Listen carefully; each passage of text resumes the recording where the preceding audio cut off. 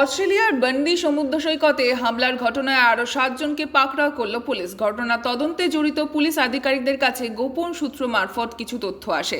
তার ভিত্তিতেই অভিযান চালিয়ে দুটি গাড়ি আটক করে 7 জনকে গ্রেপ্তার করা হয়েছে বলে জানিয়েছে নিউ সাউথ ওয়েলসের পুলিশ।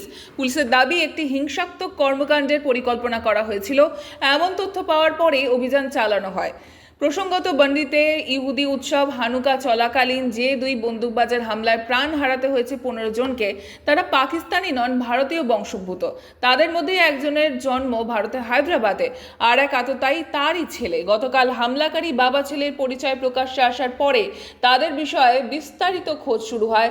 তখনই প্রকাশ্যে আসে যে বছর 50-এর সাজিদের ভারতীয় পাসপোর্ট ছিল, তবে তার ছেলে নাভেদ অস্ট্রেলিয়ার নাগরিক। তেলেঙ্গানা পুলিশের তরফে দেওয়া একটি প্রেস বিবৃতিতে বলা হয়েছে, সৌদি আরব থেকে হায়দ্রাবাদে গিয়ে একটি বাড়ি কিনেছিলেন সাজিদের বাবা।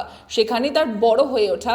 হায়দ্রাবাদের একটি কলেজ থেকে বাণিজ্য নিয়ে স্নাতক স্তর পর্যন্ত পড়াশোনা করেছিল সে। 27 বছর আগে 1998 সালে কর্মসূত্রে প্রথমবার অস্ট্রেলিয়া আসে। সেখানে ইউরোপীয় এক মহিলা ভেনেরা গ্রোসোকে বিয়ে করে। তারপরেই পাকাপাকিভাবে অস্ট্রেলিয়া থাকতে শুরু করে দম্পতি। সাজিদের ছেলে নাভিদ ও তার মেয়ে বর্তমানে অস্ট্রেলিয়ার নাগরিক। সূত্রের খবর, 2022 সালের শেষবারের মতো হায়দ্রাবাদে যায় সাজিদ। পুলিশের অনুমান, সম্পত্তি নিয়ে বোঝাপড়ার জন্যই ভারতে গিয়েছিল সে। সম্প্রতি ফিলিপিন্সে গিয়েছিল সাজিদ নাভেদ। হামলার সঙ্গে ওই সফরের কোনো যোগ আছে কিনা তা খতিয়ে দেখছে অস্ট্রেলিয়া পুলিশ।